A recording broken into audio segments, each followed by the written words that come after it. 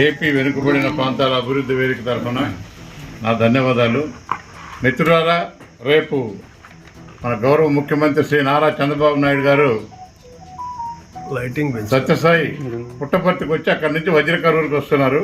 ముఖ్యంగా ఆయన వచ్చేది ఎందుకంటే ఈ హంద్రినీవా కాలువ యొక్క లైనింగ్ పనులు ఇన్స్పెక్షన్ కోసం వస్తున్నాడు. ఆయన హంద్రినీవా కాలువ ఈ రాయలసీమ వరప్రదాయిని, ముఖ్యంగా ఉమ్మడి అనంతపురం జిల్లా, చిత్తూరు ఈ జిల్లాల సాగునీటి కోసం ఈ కాలువను తోవడం జరిగింది.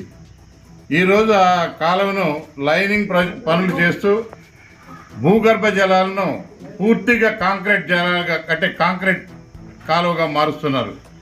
ఈరోజు మనకు ఒకటి చెప్తారు, ఒక టెక్నికల్ అధికారి ఒక ఇల్లు కట్టిన తర్వాత చుట్టూ కాంక్రీట్ వేయకూడదు, మీరు మామూలుగానే పెట్టుకోండి, నీళ్లు పైనుంచి వర్షం నీళ్ళు వస్తే మీ ఇంటి దగ్గర నీళ్లు ఇంకుతాయి, ఇంకుడు గుంతలు కొట్టుకోండి అని చెప్పేస్తాము. అలానే ఈరోజు హంద్రినీవా ప్రాజెక్టు ఒక వరప్రదాయిని, దాన్ని ఇప్పుడు ఈరోజు కాంక్రీట్ వేసేస్తే భూగర్భ జలాలు టోటల్గా అడుగంటిపోతాయి. దానివల్ల రైతాంగము రాయలసీమలో, ముఖ్యంగా అనంతపురం, ఈ ఉమ్మడి అనంతపురం సత్యసాయి జిల్లాల్లో తీవ్రంగా దెబ్బతింటారు. ఎంత పంటలు పండినా కూడా ఈరోజు కనీస ధర లేక ఈరోజు టమోటాలు రోడ్ల మీద పారేస్తున్నారు. ఇవాళ 30 రూపాయలకు 4 కేజీల టమోటాలు అమ్ముతున్నారు. మరి ఈ విధంగా అమ్మితే రైతాంగం ఎలా బాగుపడుతుంది?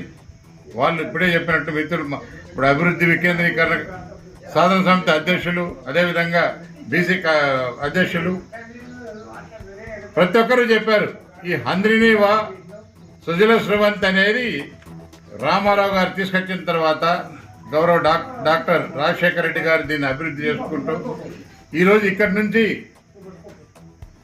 మన చిత్తూరు జిల్లాలో ఉన్న కుప్పం దాకా నీళ్లు తీసుకుపోయే ప్రాజెక్టు. అంటే మీరు కాంక్రీట్ చేసేసి ఇటు నుంచి కాలువలో నీళ్లు పోస్తే నీళ్లు డైరెక్ట్గా కుప్పానికి వెళ్ళిపోతాయి.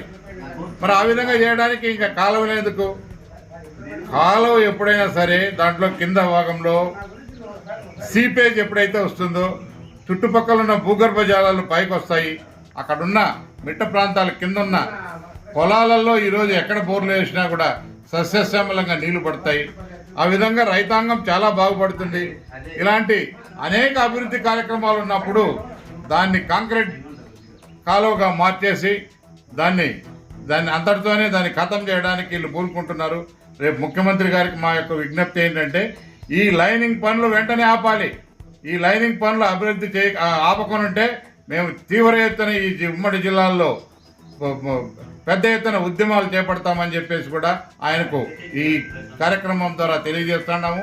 కాబట్టి వచ్చిన ఈ మన గౌరవ ముఖ్యమంత్రి గారు, తర్వాత ఇక్కడున్న 14 మంది ఎమ్మెల్యేలు, 2 ఎంపీలు దాని గురించి తెలియజేసి ముఖ్యమంత్రి గారిని ఈ లైనింగ్ ప్రజలు వెంటనే ఆపాలని చెప్పేసి మేము కోరుకుంటున్నాం. ధన్యవాదాలు.